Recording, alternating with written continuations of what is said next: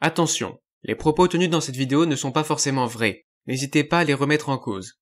D'autre part, ce que j'avance dans cette vidéo n'est pas forcément mon opinion au moment où vous l'écoutez, mon opinion a pu changer. Enfin, je vous demanderai de ne pas extrapoler à partir de cette vidéo des positions politiques et ou philosophiques que j'aurai. Les propos tenus dans cette vidéo n'ont pas vocation à être entendus comme un engagement politique et ou philosophique de ma part. Ce ne sont que des réflexions que je vous partage. Pour plus de renseignements, je vous renvoie à la vidéo de présentation de cette série dans la description.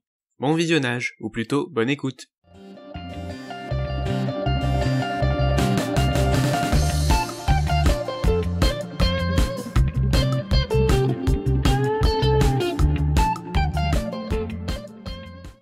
Bonjour à tous, c'est Elsker, on se retrouve pour le 3e épisode de Philopolitique.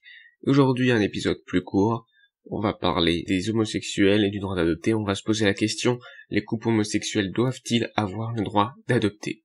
Bon, ça sera plus simple que la dernière fois, ne vous inquiétez pas. Alors, pour les définitions, je pense que homosexuel, tout le monde sait ce que c'est deux personnes c'est des personnes qui ont des attirances sexuelles pour des personnes du même sexe qu'eux. Couple, tout simplement deux personnes homosexuelles, donc deux hommes, deux femmes. Doivent-ils avoir le droit d'adopter? Bon, le droit d'adopter, tout le monde comprend, hein. Adopter un enfant, bien sûr, pas un chien. Alors, donc les définitions, on n'en a pas besoin. Première partie, premier point, on va revenir sur le fameux slogan « Un papa, une maman, on ne ment pas aux enfants ». Ah oui, il est connu ce slogan. Slogan, je crois, de la manif pour tous, en opposition au droit d'adopter, pour les homosexuels. Eh bien, la question c'est, les couples homosexuels, si bien les couples homosexuels qui adopteraient, et qui adoptent déjà, menteraient-ils aux enfants? Sur quoi menteraient-ils? Sur le fait qu'il faut un papa et une maman pour avoir un enfant? Mais ils sont pas obligés de mentir. Ils ne sont pas obligés. Ils ne vont certainement pas le faire. Pas plus que des parents normaux. Donc ça, je ne comprends pas, hein, très clairement. Donc voilà. C'est contre nature. Ça, c'est le deuxième argument, bien sûr, qu'ils nous avancent. Qu'ils avancent, ces gens-là. C'est contre nature. En fait, non.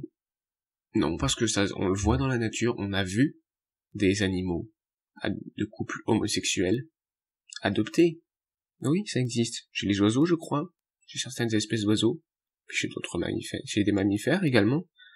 Je crois que chez les dauphins aussi. Mais faudrait vérifier ça. Mais vous trouverez certainement des documentaires très intéressants sur le net, sur des sites de visionnage de vidéos, quoi. Des sites de streaming légaux.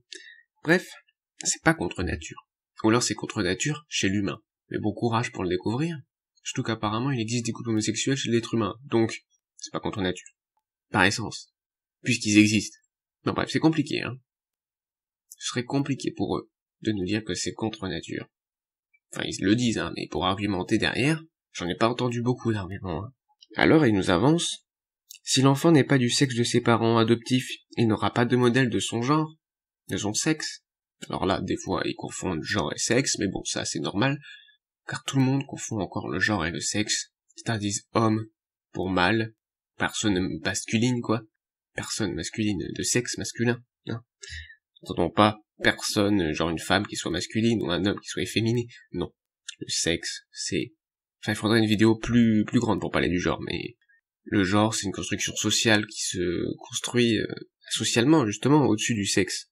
À la base du sexe, il y a le sexe, homme, enfin, mâle, femelle, et par-dessus on construit un genre, avec des normes, des valeurs, une hiérarchie entre les genres, mais bon, on en parlera peut-être un jour, en tout cas, renseignez-vous, c'est quelque chose d'assez intéressant, et qui vous apprendra beaucoup de choses. Mais cette piste-là, n'est-elle pas intéressante tout de même? Moi je propose qu'on s'engouffre là-dedans, qu'on aille vraiment avec eux. Si l'enfant n'a pas de sexe, n'a pas le sexe de ses parents adoptifs, il n'aura pas de modèle de son genre ou de son sexe. Disons sexe pour être moins genré. Donc là c'est justement notre deuxième partie, on va vraiment aborder le besoin d'un modèle de son sexe. Mais pourquoi pas besoin d'un modèle du sexe opposé? Pourquoi pas? Bon, déjà s'il y a dans l'entourage proche un mâle et une femelle, c'est bon du coup. Les couples homosexuels peuvent adopter, par exemple, un couple de femmes pourrait adopter un petit garçon, un mâle, du coup, si par exemple ils ont ce petit, qui aurait un grand-père, adoptif bien sûr, qui soit assez présent, par exemple, qui le voit toutes les semaines. Bon. Puis les professeurs, ses camarades, ce sont pas des référents aussi de la jante masculine qui pourraient l'aider? Non, je ne sais pas. Bon. Mais sinon, du coup, c'est pas bon. Ah, ils peuvent pas adopter. S'il y en a pas. Si c'est par exemple deux femmes, deux hommes, disons, allez hop, on change. Deux hommes qui adoptent une petite fille. Mais, ces deux hommes, ils ont pas de maman. Ils ont plus de maman, elles sont mortes. Désolé pour eux. C'est triste. Et du coup, ils ont pas le droit d'adopter. Mais alors, une mère seule, une veuve par exemple, se référant mal proche, ne peut élever son enfant mal. Et oui, si on reste dans la même logique, il lui faut retirer cet enfant? Pour moi c'est non. Mais continuons d'avancer dans son raisonnement. Un proche du même sexe que l'enfant, allons vers le fond, pourquoi faire? Pourquoi un proche du même sexe que l'enfant? Pour lui apprendre quoi? Les normes masculines, les normes liées à son genre, qui sont liées à son sexe, par culture, par construction sociale? Non, je ne vois pas, parce que là, la société va lui faire. Déjà, les parents de sexe différents peuvent le faire très bien, en disant non, tu portes du bleu, tu vas jouer aux pompiers, toi tu vas jouer à la poupée, ne traîne pas avec des garçons, traîne plutôt avec des filles, au contraire. Enfin bref, des normes quoi. Et à l'école, parce qu'il va à l'école bien ce gosse, il va bien aller à l'école, il va bien rencontrer des gens, il va pas se faire ses normes par imitation, c'est aussi par interaction bien sûr avec ses camarades, ses amis, s'il en a bien sûr, j'espère, tous les enfants ont besoin d'amis. Bref, donc le genre non, on peut pas dire ça, on peut pas dire que ce soit qu'il faut un papa et une maman obligatoirement pour instruire le genre, pour que la personne apprenne ce qu'est son genre. Je le dépasser aussi peut-être un jour, mais ça c'est un autre débat.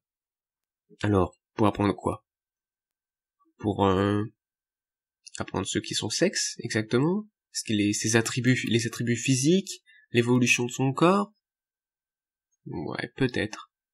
Est-ce qu'un parent du sexe opposé, bienveillant, ne pourrait pas le faire aussi? Est-ce que des parents, papa, maman, des couples hétérosexuels, parents, ne le font pas? Il y en a certains qui ne le font pas. Ce serait très très grave du coup. Ils mériteraient pas d'avoir leur enfant. Non mais sérieusement, ça n'a pas l'air de suffire. Ça n'a vraiment pas l'air de suffire. Donc on va aller plus loin. On va se demander vraiment ce qui compte vraiment pour l'adoption. C'est quoi? C'est une situation stable pour l'enfant, et c'est surtout de l'amour, de l'attention des parents envers cet enfant. On dit souvent, pour ceux qui sont pour le droit d'adopter, pour les homosexuels, il vaut mieux deux papas ou deux mamans qu'un papa et une maman, qui soient, par exemple, qui battent l'enfant.